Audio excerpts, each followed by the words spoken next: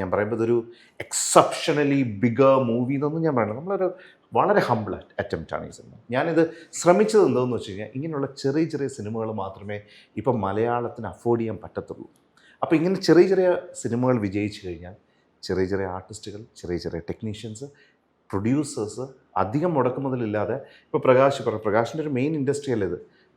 ഒരു കിട്ടിയ പൈസയിൽ ഒരു നല്ല ശതമാനം അദ്ദേഹത്തിൻ്റെ എന്താ പറയുക സേവിങ്സിൽ ഒരു ശതമാനമായിട്ട് ഒരു സിനിമ ചെയ്യാൻ പറ്റിയാൽ അതിനുള്ളൊരു ബഡ്ജറ്റ്, അതൊക്കെ വിജയിച്ചു കഴിഞ്ഞാൽ തിയേറ്ററിൽ ഇനി ഇൻഡസ്ട്രിയിലേക്ക് ആൾ വരുള്ളൂ. അവിടെ ഇപ്പം ഞാൻ കിടന്ന് ബഹളം വെച്ചിട്ടോ ആർട്ടിസ്റ്റ് കിടന്ന് ബഹളം വെച്ചിട്ടോ ഒരു കാര്യമില്ല. വിജയവും പരാജയവും ഒക്കെ ഇതിൻ്റെ ഭാഗമാണ്. പക്ഷേ നമ്മളൊരു സിനിമയെ ഒരിക്കലും ഇഗ്നോർ ചെയ്യരുത്.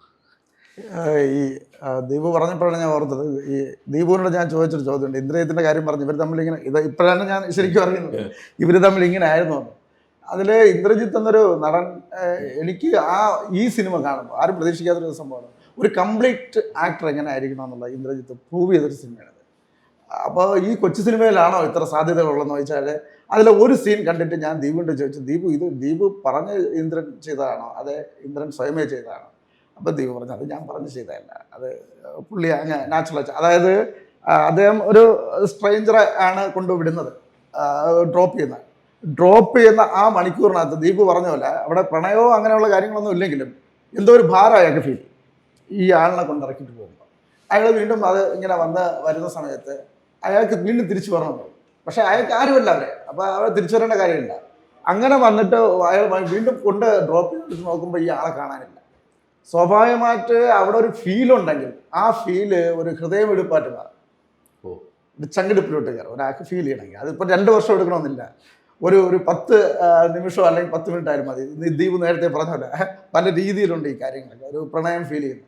അപ്പോൾ ആ ചങ്കെടുപ്പ് ഫീൽ ചെയ്യുമ്പോൾ നമ്മളെ നടന്മാരൊക്കെ കുരുവൻ ചുളിച്ച്, നെറ്റി ചുളിച്ച്, അല്ലെങ്കിൽ കണ്ണുകൊണ്ട്, അല്ലെങ്കിൽ കവിള് കൊണ്ട്, കൈ കൊണ്ട് പല രീതിയിൽ ആക്ട് ചെയ്യുന്നുണ്ടായിരുന്നു. പക്ഷേ ഈ ഒരു ആക്ടിങ് ബോഡി ലാംഗ്വേജ് സ്പ്രെഡ് ചെയ്യുന്നത് ഞാൻ കണ്ടത് ആ സീനിലാണ്.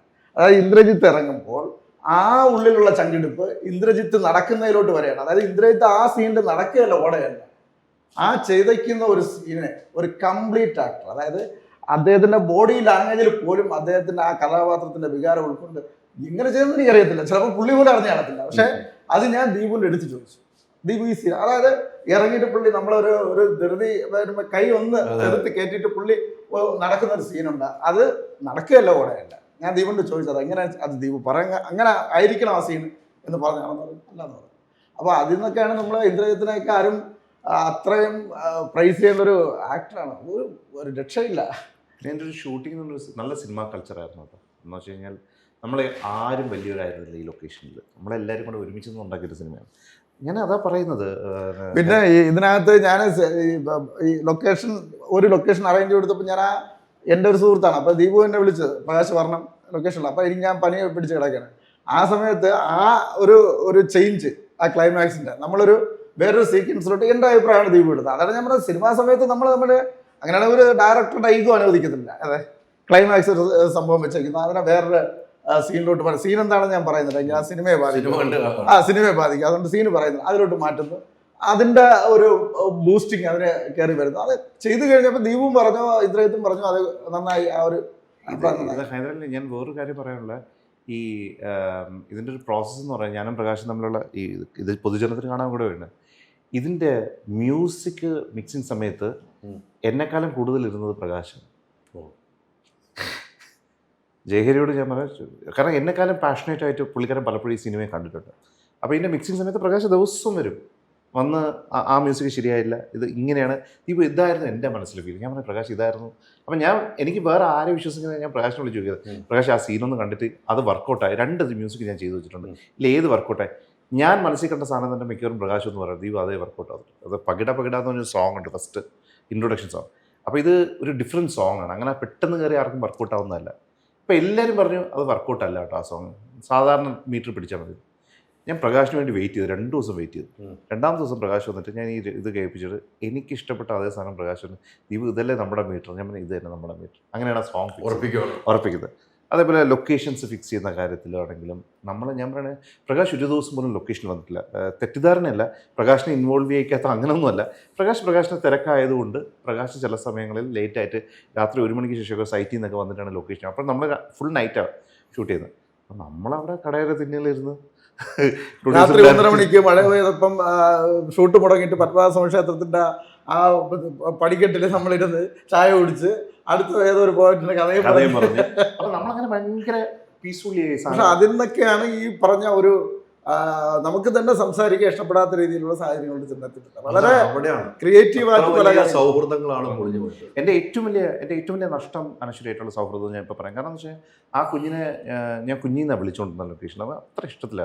ഒരിക്കൽ പോലും ഒരു ദുർമുഖം ആ കുട്ടി ഷൂട്ടിംഗ് സമയത്ത് കാണിച്ചിട്ട് എത്ര രാത്രി എത്ര വയ്യാതിരുന്നിട്ട് എനിക്കറിയാവുന്നുള്ളൊരു സിറ്റുവേഷൻ. അത് ഒരു പക്ഷേ പ്രകാശിന് വയ്യാതിരുന്ന സിറ്റുവേഷൻ. അത് പിന്നീട് അനുസരിച്ച് അമ്മ പറഞ്ഞു, വളരെ ഇമോഷണൽ ആയിട്ടൊക്കെ പറഞ്ഞു. ഞാൻ പറഞ്ഞതിൽ 100%. അതൊക്കെ ഞാൻ പറഞ്ഞില്ലെങ്കിൽ ഞാനൊരു മനുഷ്യനല്ല. എൻ്റെ ഒരു വലിയ ക്രൈസിസ്, ഭയങ്കര ക്രൈസിസ് ആയിരുന്നു. ക്രൈസിസ് സിറ്റുവേഷൻ ഞാനിങ്ങനെ തളർന്നിരിക്കുക. അപ്പം ഞാൻ സ്റ്റുഡിയോയ്ക്ക് അത് എനിക്ക് ഇന്നും ഓർമ്മയുണ്ട്. ഈ കുഞ്ഞൊരു മാലാഖയെ പോലെ ഇങ്ങനെ ഈ ഗൗണൊക്കെ ഇട്ട് ഓടി വന്നിട്ട് എൻ്റെ തോളിൽ വിളിച്ചു, ഒരു കാര്യം പറയട്ടെ, ഞാൻ പിന്നെ പറയാം എന്ന് പറഞ്ഞിട്ട് ഒറ്റ പോക്കുകയെ. ഞാൻ വിളിച്ചത് എന്താ പറയാനുള്ളത്, ഞാൻ പറയാൻ പറ്റും എന്താന്ന് കുറേ ഒന്നും മിണ്ടിയില്ല. ഷോർട്ട് കഴിഞ്ഞിട്ട് പറയാൻ ഷോർട്ട് കഴിഞ്ഞിട്ട് പതുക്കെ വന്നിട്ട് സീക്രട്ടാണ്. ഞാൻ ചോദിച്ചാൽ എന്താ കാര്യം സാറേ, ആര് സഹകരിച്ചില്ലെങ്കിലും ഞാൻ ഈ പടം തീർത്തിട്ടേ പോകത്തുള്ളൂ കേട്ടോ. എനിക്കന്ന് കിട്ടി, ഞാൻ അപ്പോഴും ആലോചിച്ചു ഈ കൊച്ചിന് ഇത്രയും മെച്യൂരിറ്റി ഉണ്ടോ. എനിക്കന്ന് കിട്ടിയ കോൺഫിഡൻസ് ഭയങ്കരമാണ്. അല്ല, വേറെ ഇഷ്യൂസിൻ്റെ നടക്കുന്നതിൻ്റെ ഇടയിലാണ് ഈ കുട്ടി വന്ന് ഇത് പറയുന്നത്. അപ്പം അങ്ങനെയൊക്കെ സഹകരിച്ച ഒരാൾ പെട്ടെന്ന് മാറുമ്പോഴാണല്ലോ നമുക്ക് ഈ വിഷമം ഭയങ്കരമായിട്ട് നമുക്ക് ഭയങ്കര ആ പറയുന്നതിലാണ് ഇദ്ദേഹം പറഞ്ഞ കാര്യത്തിൽ ഞാൻ എവിടെ എന്തോ ഫോക്കസുകൾ ഇറങ്ങിയിട്ടുണ്ട് ആയിരിക്കും 100%. ഇപ്പം ഡയറക്റ്റ് ഉള്ളിൽ നിന്ന് വേറെ കാര്യം പറയുന്നു, ഇദ്ദേഹം പറയുന്നു, അവിടെയൊക്കെ നിങ്ങൾ പറയുമ്പോഴല്ലോ ഇദ്ദേഹം പറഞ്ഞതിൽ ഞാൻ ആത്മാർത്ഥ 100% എന്തോ ഫോക്കസ്. ഇനി ഒരു കാര്യം കൂടി ഉണ്ട്, പുള്ളിക്കാരൻ എൻ്റെ അടുത്ത് ഒരു പേയ്മെൻറ്റ് പറയുന്നു. നമ്മൾ എല്ലാ കാര്യങ്ങളും സംസാരിക്കട്ടെ. ഒരിക്കലും ഒരാളും വിചാരിക്കരുത് ഈ സിനിമയെ സംബന്ധിച്ച് ഞാനും പ്രകാശും ഡിസ്കസ് ചെയ്യാത്ത ഒരു സംഭവമില്ല. ഞാൻ 100% പറയാം, അല്ലേ പ്രകാശ്? ഒരു 90%. ഇപ്പോൾ പേയ്മെൻറ്റിൻ്റെ കാര്യം പറയുമ്പോൾ ഞാൻ പ്രകാശിനോട് പറഞ്ഞു, പ്രകാശേ അവർക്ക് ഞാൻ പേയ്മെൻറ്റ് ഇടാം, പക്ഷേ നമ്മൾ പേയ്മെൻറ്റ് ഇട്ടിട്ട് അവരെ വിളിച്ചാൽ മതി. അവർ വണ്ടിയിൽ നിന്ന് ഇറങ്ങുന്നത് അല്ലേ, ഞാൻ പ്രകാശിനോട് പറഞ്ഞു പേയ്മെൻറ്റ് ഇട്ടിട്ട് വണ്ടിയിൽ നിന്ന് ഇറക്കിയാൽ മതി. ഇത് ഞാനും പ്രകാശം കമ്മ്യൂണിക്കേറ്റ് ചെയ്തിട്ടാണ് ഞാൻ അവരോട് പറയുന്നത്, നിങ്ങൾ പേയ്മെൻറ്റ് ഇട്ടിട്ട് വണ്ടിയിൽ നിന്ന് ഇറങ്ങിയാൽ മതി, പ്രൊഡ്യൂസർ ഇതാന്ന് പറഞ്ഞിട്ടുണ്ട്. പക്ഷേ വാർത്ത വന്നപ്പോൾ എന്ത് പറഞ്ഞു, ദീപു പറഞ്ഞു പ്രൊഡ്യൂസർ പൈസ ഇട്ടിട്ട് നിങ്ങൾ വണ്ടിയിൽ നിന്ന് ഇറങ്ങിയാൽ മതി. അതല്ല സത്യം. അതുപോലെ നമ്മൾ കാരണം ഇത് മനസ്സിലാക്കണം. നമ്മളൊരു ലോങ് പ്രോസസ്സിലാണ് ഇതെല്ലാം നടക്കുന്നത്. ഇവരെയൊക്കെ ഇതിൻ്റെ പ്രഥമ ദൃഷ്ടിയെ മാത്രമേ കാണുന്നുള്ളൂ. ഞാൻ നേരത്തെ പറഞ്ഞല്ലേ, അവസാനം സംവിധായകനും പ്രൊഡ്യൂസറിനും മാത്രമാണ് ഇത് വലുത്. നിങ്ങൾ അവിടെ ഒരാളെ ഏൽപ്പിച്ച ആള് അല്ല, അത് ഈ രണ്ടാമത്തെ സിനിമയിൽ അത് അങ്ങനെ പുള്ളി അവിടുത്തെ ഡേ ടു ഡേ ഇഷ്യൂസിലൊന്നും ഇല്ലായിരുന്നു. ആദ്യത്തെ പടത്തിലാണ് ഉണ്ടായിരുന്നത്. ഇവിടെയല്ല.